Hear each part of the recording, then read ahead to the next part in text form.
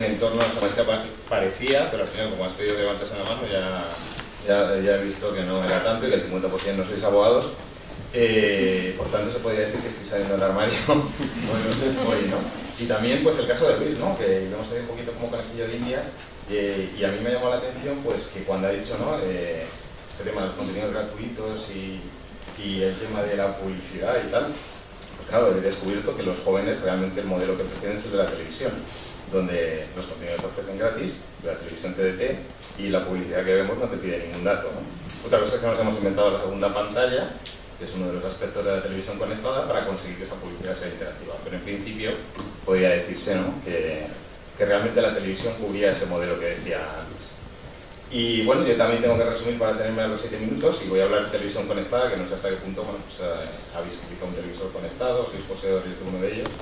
Se resume en una frase, la que has liado pollito, porque al final el encuentro de la televisión tradicional y la conectividad, pues algo que aunque se intenta que sea un encuentro pacífico, es inevitable.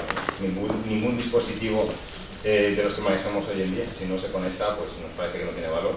Entonces, como digo, es inevitable y se intenta que ese encuentro sea lo más pacífico posible, aunque no lo es del todo, ¿no? De hecho, el propio concepto de televisión conectada es algo que no se ha llegado a, digamos, a segmentar todo lo que se debiera de manera unánime, ¿no? O sea, en un concepto básico de televisión conectada, pues sí, ¿no? Es claro, cualquier televisor y cualquier dispositivo que al televisor le provee de conectividad, ¿no? Eso es, digamos, no tiene ningún secreto. Pero según cuando vamos aterrizando ese concepto, sobre todo teniendo en cuenta que, claro, cuando el televisor se conecta, estamos integrando un modelo de emisión tradicional TDT con un modelo de consumo de contenidos que viene vía IP, vía Internet.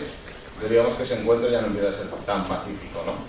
Y de ahí que haya un subconjunto, ¿no? Dentro de ese concepto, que es lo que se llama televisión híbrida, que hace referencia a ese hecho de la conmutación entre el consumo lineal de televisión y el consumo lineal o no de televisión o de contenidos audiovisuales en el mismo dispositivo, ¿no? Y el hecho de que sea en el mismo dispositivo, en la mayor parte de los casos, dejando de lado en el concepto amplio de televisión conectada de consolas de videojuegos, Blu-rays, otros dispositivos que proveen de conectividad al televisor y que al final están bajo, digamos, el universo Internet, por tanto, con la regulación relativa a todo lo que sucede en Internet y la que estamos viendo una panorámica hoy. Por dejando de lado estos, en el caso de la televisión híbrida, el gran problema, ¿no? es cómo a la regulación de Internet o a la televisión le añadimos un ingrediente nuevo, que es la regulación de un lado o del otro, para generar algo que pueda ser entendido conjuntamente a nivel jurídico, que a lo mejor lo que nos sale es una ensalada que igual no sabe muy bien. Y de hecho esto ha llevado a que el Parlamento Europeo y la Comisión el año pasado, en el caso del Parlamento, aprobase una resolución con una propuesta para que la Comisión estudiase específicamente toda la problemática. Es un buen recopilatorio de todas las diferentes problemas y normativa que el Parlamento considera afectada, y que la Comisión adoptase un Green Paper con el fin de que sobre ese se abriese también la correspondiente consulta pública, con el fin de determinar qué aspectos a nivel regulatorio pudiesen estar afectados por esta llegada a la conectividad a la televisión. Pero pensemos que en un televisor conectado y al ritmo que va, actualmente se consideran en los últimos informes que 500 millones de dispositivos de estas características están ya en el mundo, varios millones de ellos en España, de 3, 4 más o menos, según los datos. Pues su extensión llegará al punto en el cual el consumidor, el usuario, no llega a distinguir qué es televisión TDT y qué es televisión entregada o distribuida vía IP. Y eso tiene sus consecuencias, claro, porque son dos mundos muy diferentes. El mundo TDT es un club privado donde las licencias para operar sobre él son concedidas por el Estado y con una regulación sobre horarios protegidos, integridad del contenido, etcétera, etcétera. Nada de eso existe en el lado, digamos, de Internet. Y en ese televisor híbrido, ¿qué sucede? Como digo, que es indistinguible, llegará a ser indistinguible en la medida en que el ancho de banda se va distribuyendo y el consumo de contenidos vía IP aumenta, ¿en qué entorno estamos? Y ya entrando pues, en cada uno de estos, entra un poco en la naturaleza, un poco en el lado de los contenidos, ¿no? Como decía, en el mundo de la TDC, como sabéis, pues hay restricciones y determinados contenidos se deben ofrecer, se deben emitir en determinados horarios. Hay una preocupación por el tipo de contenidos que se ofrecen a la infancia y un tipo de regulación sobre la presión publicitaria que acompaña esos contenidos. En un televisor conectado, por ejemplo, pues si accedemos al lado IP, como digo, nada de esto existe. Un fabricante de televisores podría decir, bueno, ahí hemos puesto el control parental, ¿no? Alguien puede acceder al menú de configuración del televisor y restringir determinados contenidos. ¿Tú lo has hecho? Yo tampoco, ¿no? O sea, cuando delegas ese tipo de, ¿no? Ya lo hemos estado viendo antes, ese tipo de decisión sobre el usuario, no lo va a hacer. De la misma manera que, ¿no? Alguien me decía un día, qué bonito era entrar en el televisor y no tener que aceptar las condiciones, los términos de uso. Hoy en día, en un televisor conectado es casi lo primero que se nos ofrece, sobre todo en los de última generación, perdón.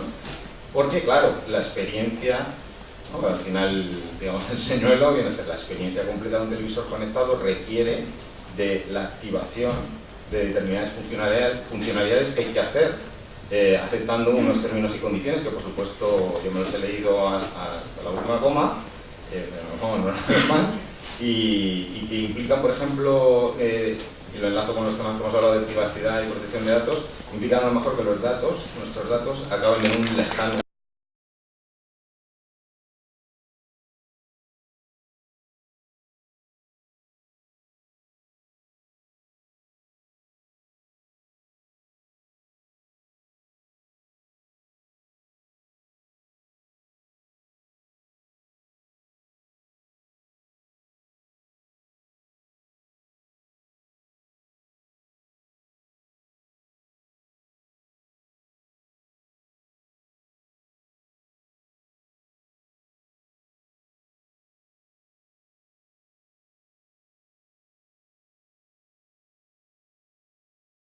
no es normal en el mundo de la televisión, donde no me traquean, a no ser que sea panelista del panel de medición de audiencia, ¿no?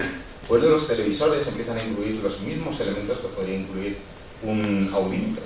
Es decir, son capaces de reconocer vía audio lo que está sucediendo en ese televisor, de tal manera que saltan de, digamos, su parte IP, donde el traqueo es normal, a ser capaces de reconocer lo que se ve en el lado que se emite por TDT, y probablemente no haya ningún problema con ello. Quizá Kantar sí que tenga un problema con eso, porque mañana Samsung o LG serán capaces de proveer de datos muchísimo más granulares sobre el consumo de televisión en España, ¿no? Por supuesto, también cuando hablamos de contenidos está un problema. En el caso de los radiodifusores, son muy defensores yo he estado un poco implicado en esto, muy defensores de contener la posible doble regulación que llevaría o a la que puede conducir este tipo de dispositivos híbridos.